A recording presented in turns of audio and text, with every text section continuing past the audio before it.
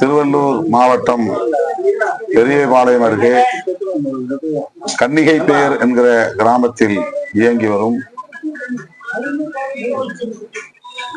மீன் உணவு உற்பத்தி தொழிற்சாலை தனியார் நிறுவனத்தில் அமோனியா வாயு கசிவு ஏற்பட்டதால் 7 பேர் உயிரிழந்துள்ளனர். ஏராளமானவர்கள்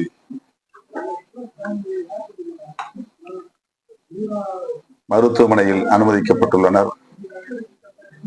இது மிகுந்த அதிர்ச்சியையும் வேதனையையும் அளிக்கிறது. உயிரிழந்தவர்களின் குடும்பத்திற்கு 2 லட்சம் ரூபாய் முதலமைச்சர் பொது நிவாரண நிதியிலிருந்து வழங்க ஆணை பிறப்பிக்கப்பட்டுள்ளது. அதிலும் தொடக்கத்தில் 2 பேர் உயிரிழந்தார்கள் என்கிற தகவலை அடிப்படையாக கொண்டு இந்த 2 பேரின் குடும்பத்தினருக்கு வழங்கப்படுவதாக அறிவிக்கப்பட்டுள்ளது. தற்போது உயிரிழந்தோரின் எண்ணிக்கை 7 என தெரிய வருகிறது. உயிரிழந்தோர் அனைவருக்கும், இந்த குடும்பத்தை சார்ந்த அனைவருக்கும்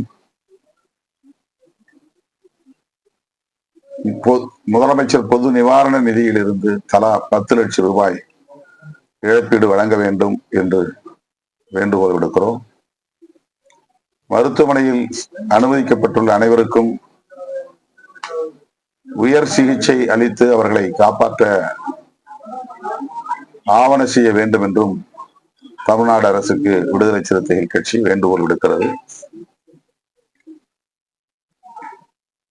இது போன்ற பேராபத்துகள் நிகழாத வண்ணம்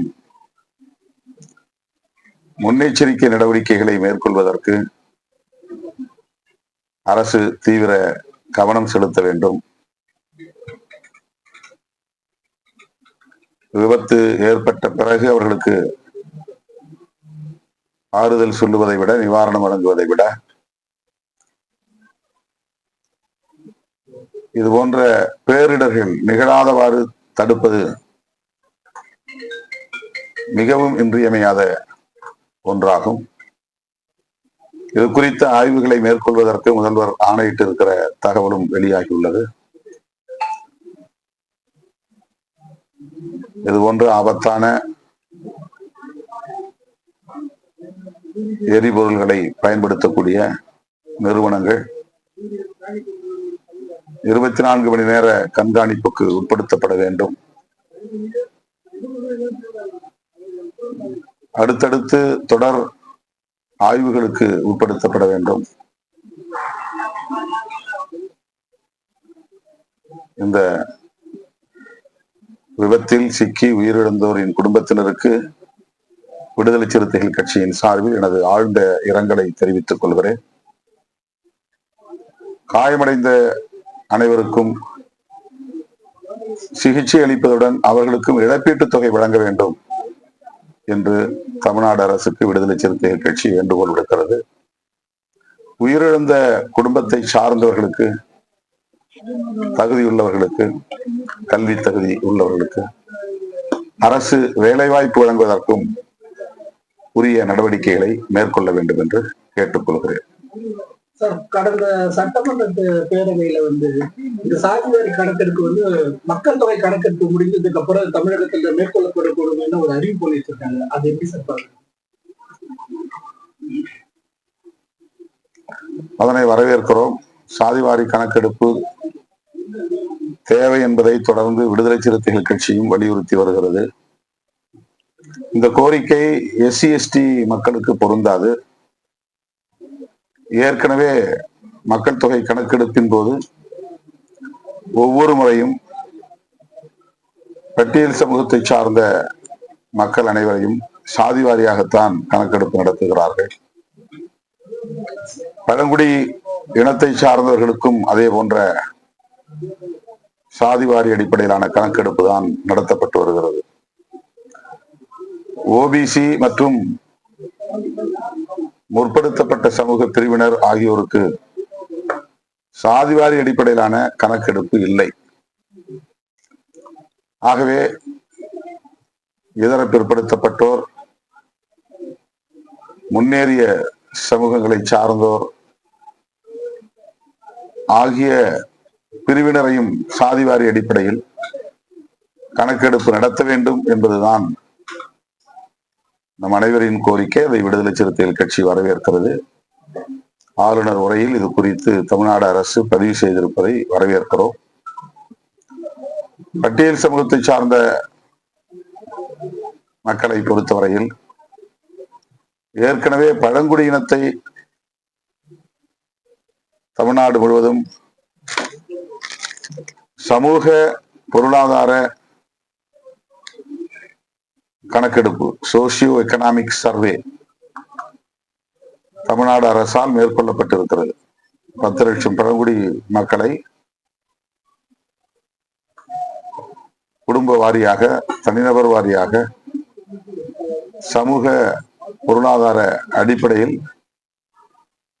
கணக்கெடுப்பை நடத்தி முடித்திருக்கிறார்கள். அதே போல பட்டியல் சமூகத்தை சார்ந்தவர்களுக்கும் சோசியோ எக்கனாமிக் சர்வே உடனடியாக எடுக்க வேண்டும். இதற்கு இந்திய ஒன்றிய அரசின் வழிகாட்டுதல் தேவையில்லை. அல்லது அவர்கள் மக்கள் தொகை கணக்கெடுப்பை நடத்தி முடித்த பிறகு இதை மேற்கொள்ள வேண்டும் என்கிற சூழலும் இல்லை. அரசமைப்பு சட்டம் வழங்குகிற அதிகாரத்தை பயன்படுத்தி பட்டியல் சமூகத்தினரை, ஷெட்யூல் காஸ்ட், அந்த சமூக மக்களை சமூக அடிப்படையிலும் பொருளாதார அடிப்படையிலும் கணக்கெடுப்பு நடத்த வேண்டிய தேவை இருக்கிறது. அப்போதுதான் நலத்திட்டங்கள் முழுமையாக பாதிக்கப்படுகிறவர்களுக்கு போய் சேரும்.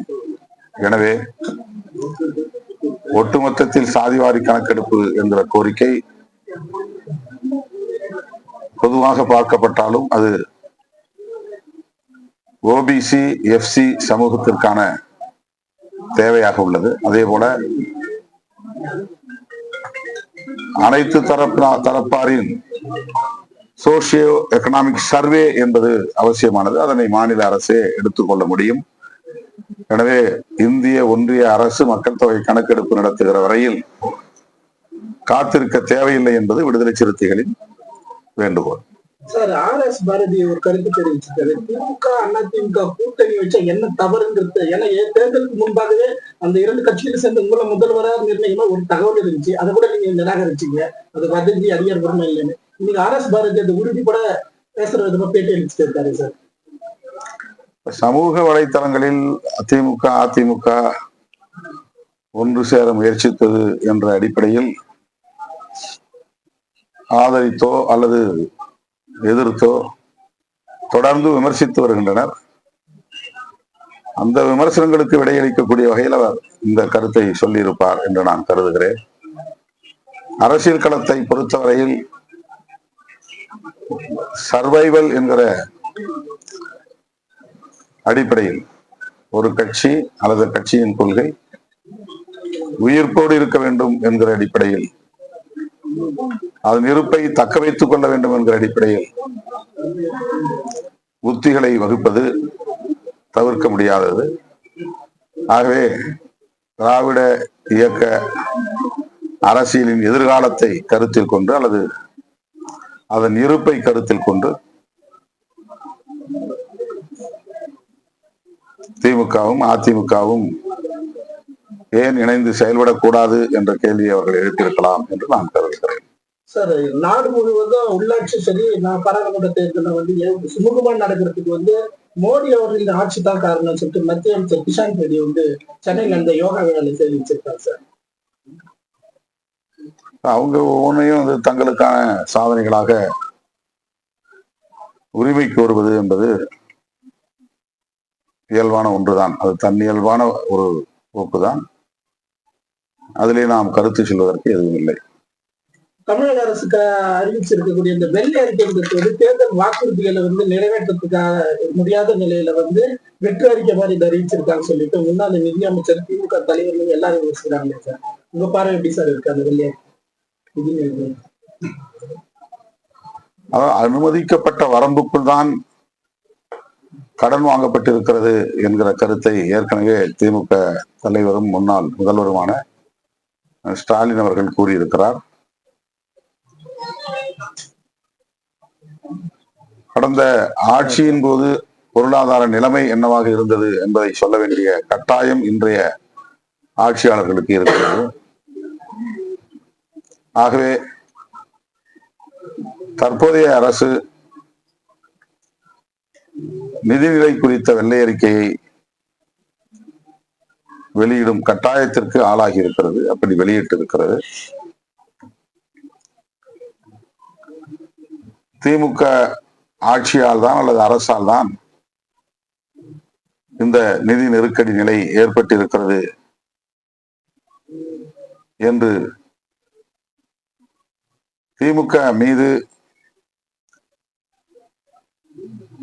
குற்றம் சாட்டுவதற்காக இது சொல்லப்பட்டது என்பதை விட